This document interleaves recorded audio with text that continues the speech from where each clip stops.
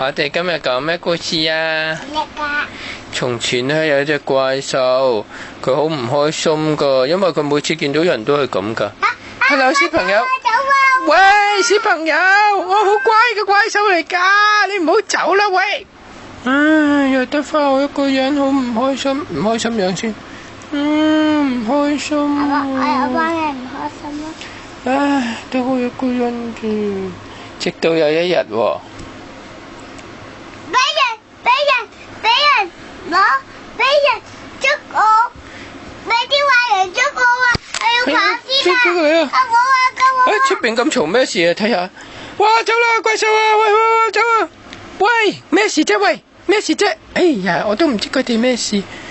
咦，驢仔你唔驚我咩？因為咧，我有見到啲壞人，佢捉我，你又嚇走咯。做朋友啊，冇啊！你唔怕我係怪獸啊？係啊，你騎住我咩？好啦，好開心啊，有朋友咯！咁咧，佢哋咧就見到一隻好可憐嘅貓啦。吓，貓，你做咩事咁可憐啊？因為有隻綠色嘅紅人啊，佢攞咗我啲嘢食啊！吓，咁慘，你係咪好肚餓啊？係啊，我暈到。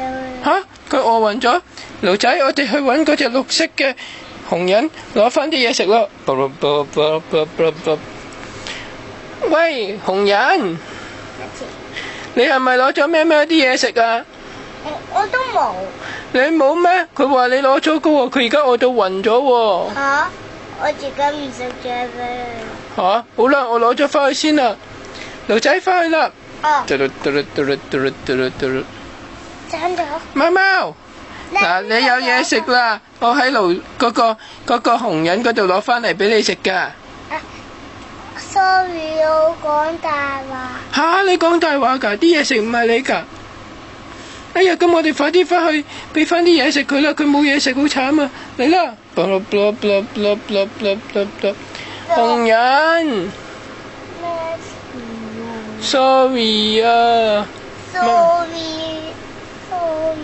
喵喵講咗大話，原來係喵喵講大話，你冇攞到嗰啲嘢食，我哋俾翻啲嘢食你噶 ，sorry。好啦，依家去麥當勞買3個健康嘅嘢俾你啦，俾錢嚟拿3個嘅。